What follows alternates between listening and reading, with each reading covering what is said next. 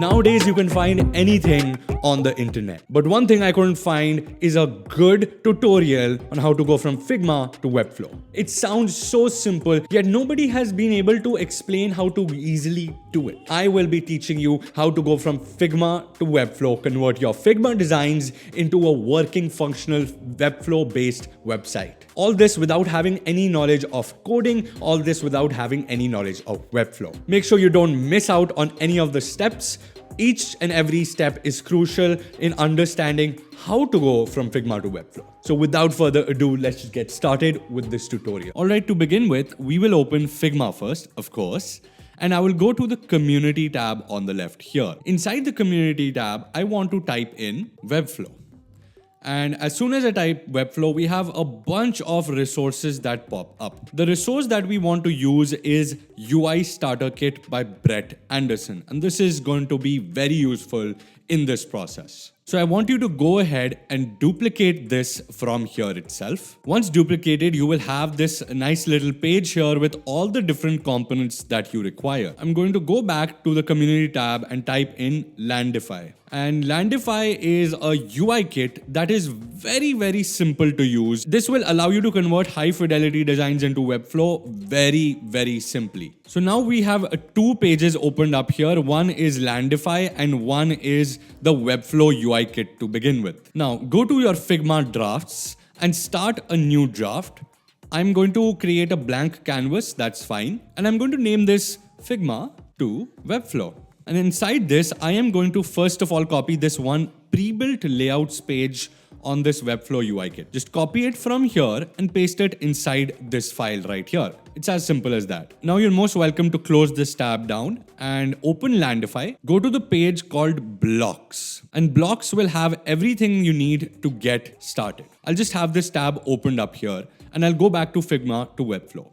Inside this, I want to make a new artboard. This artboard is going to be 1440 pixels wide and the height can be varied as you wish. Now that we have two frames right next to each other, what we can now start doing is including different elements into our page here. So in this case, if I go back to Landify's UI kit, I can see a lot of different kind of navigations. However, in this case, we want a standard navigation. We are going to follow the Webflow guidelines from the left and make sure everything is according to the guidelines. I'm going to, of course, delete these Google Play and App Store buttons here because this will make it much more complex. I will then drag it out towards the right, make sure it's placed here just like that. The next element that we'll put is the hero element. The hero element is the element on the top, which can be an image, illustration, or even big bold text like this. So what I'm going to do is I'm going to copy all three elements, this semicircle, the mobile, as well as this title here, over to our page right here below the navigation and place it directly here. This is not masked properly. So what we're going to do is create a rectangle here and make sure that the rectangle is tall enough to reach the base of the semicircle here. Then what I'm going to do is make sure everything is grouped together. I'm going to press Command G or Control G on the keyboard to group this. Going to do the same for the phone. So I'm going to select all three, the semicircle, the phone, as well as the title here and the rectangle here. Right click and say Use as Mask. As you can see, this is perfectly been masked here. The next element according to the Webflow UI kit can be these card selection or these little cards that display the feature of a particular product, in this case, the sales tracker. Before we can do that, it's always great to add a little bit of credibility to your product. A linear line of companies like this at the top, and it's already ready for you.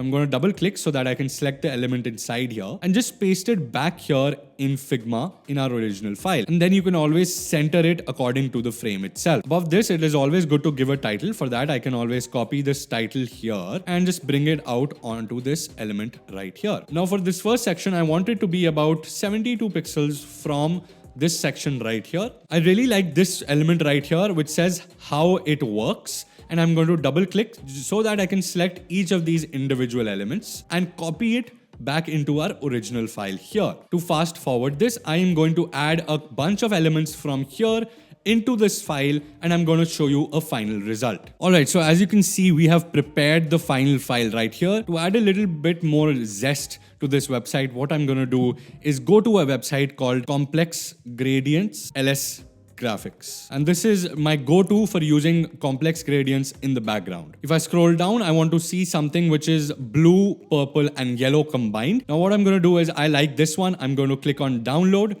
Right click, rather than saving image, I'm going to copy the image. And here what I'm going to do is make a rectangle for this space. And I'm going to say Command V or Control V to basically paste that gradient right here. To go ahead, what I'm going to do is go to this image and increase a few values here. I'm going to increase the exposure so that just a little bit of gradient is left at the back. I'm going to also increase elements like the contrast, adjust the saturation a little bit, increase the highlights until we only have gradients on the top left and top right. And I might even increase or decrease the shadow accordingly. I have this very light but colorful background which doesn't come into the way of this text, but it still feels like something. Everything is now ready to be exported to Webflow. However, before we do that, we have to do one essential step. I'm going to go ahead and every element that I want in Webflow as an image or an illustration, I will double click on it. Now I'll have to place the text outside the group, not inside the group for sure, because I just want this image and all the elements with it to be exported. So I'll go to the right, to the bottom right, and under export, I'll click on this plus icon.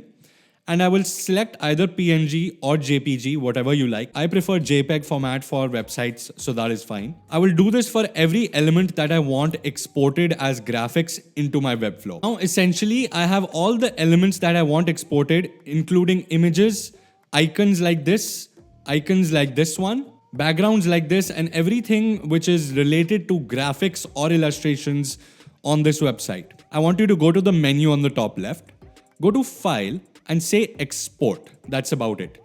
And very smartly, Figma has taken up or picked up all the elements we selected for export and brought it into one folder here.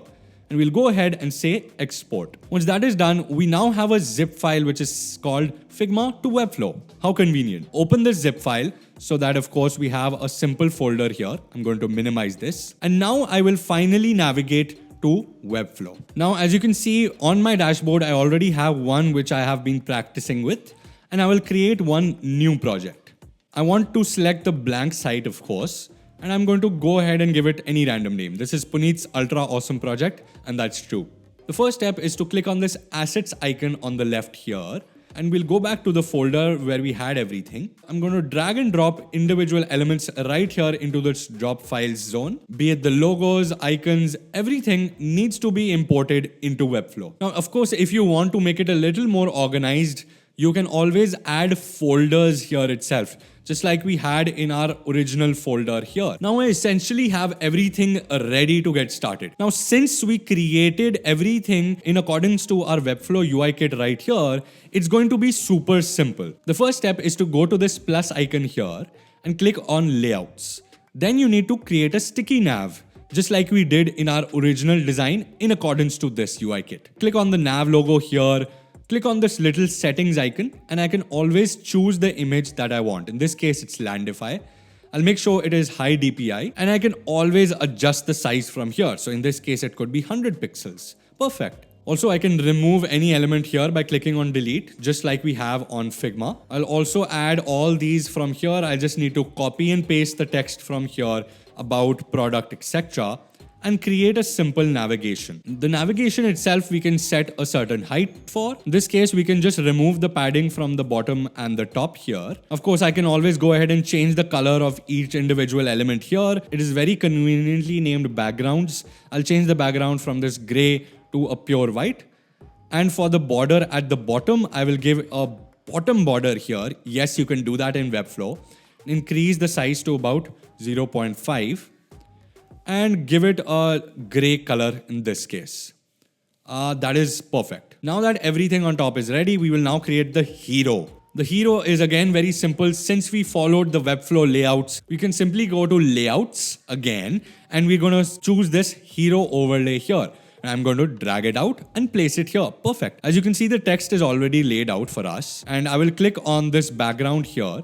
Go to this styling on the top right. And instead of having this RGBA 000, I'm going to delete this from the right here. Change this image, choose new image, and select this nice little phone that we had earlier.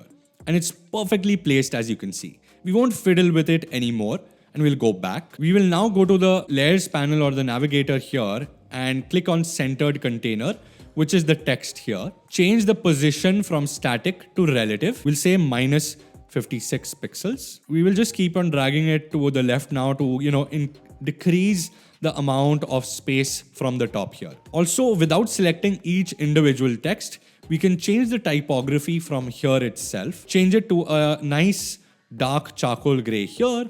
And of course, for the button styling itself, we'll just copy over the color we had here, which is this nice purple. Just copy the value from here and paste it. It's as simple as that. For later on, you can always save this color by clicking on plus and you create a new swatch. Perfect. For the text itself, you can change the size from 14 to 16 or 18 or even larger. And for the padding around the button, I'll go to the spacing on top and increase the padding from the top, left, right, and the bottom. This case, it would be 12 by 12 on the top and bottom and 24 by 24 on left and right hand sides. For the border radius, it's very simple. There's a borders option here. Change the radius option from 0 to something greater, something like 12, or even something lesser like 8. This has started to come up really well. Of course, I'm not going to change the text right now. You can do that on your own, but you can always adjust the size of this text on the top and the text at the bottom. Perfect. We will now move on with our second section, which is companies that trust us. This is even simpler. For this one, I'm going to add an element. Instead of adding a layout, I'm going to add a section. Just drag out the section and place it right below this hero. In this case, I want to add an image. So I'll go back to the add button here and click on this image right here, or just drag it inside here. I'll choose an image. In this case, we already have our image prepared and make sure this is high DPI. We can change the values later. And for the width, of course, I want it to be a percentage value. So based on the size of the screen, it will increase or decrease. So in this case, I think 80% should be a good value to begin with. See how this looks? To center elements, I'll click on this block element property right here. And on the margins, I'll just say auto here. And on the right, left, both, I'll say auto. So it'll be perfectly placed in the middle. So for the text also, we have very conveniently a heading. So I can always drag out and place it right above this little image right here by clicking on the center align typography. And as you can see, it's now centered. Now, just to adjust everything here, I'll increase the margin of this text from the top to what we had decided earlier. From 20, we'll change it to 72 in this case. Now for a third one here, we have a very convenient layout in Webflow. So I'll drag out this card section and place it right below this section that we had placed earlier. So now we have a nice little card section placed here. Of course, I will delete some of this text because I don't want it. And you can always work on the title yourself. So inside the card image, I will individually choose the images that we had earlier. In this case, it's this. Make sure high DPI is selected. And for all three, I will do the same. Now everything is set. So if I click on this card image, go to our layers or navigator in this case, I have this card's image mask, which I will change from width 100%. So in this case, I want it to be a fixed value. So from the original value, we'll change it to something like 80 pixels. Now on the height, you might have a problem. So what I'll do is say max height is 80 pixels. So it won't go above that. Of course, you can always go ahead and adjust these outer layers or the parent layers in this case to any size you want. It could be 200, 100, whatever you like. For the text, of course, we will click on the center align so that everything is aligned. And for the image, we'll click on the card's image mask. To center it, we'll just place auto margin on the left and auto margin on the right. And that will perfectly center it accordingly. Now you can do the exact same thing for this last section, which is the tailor-made features.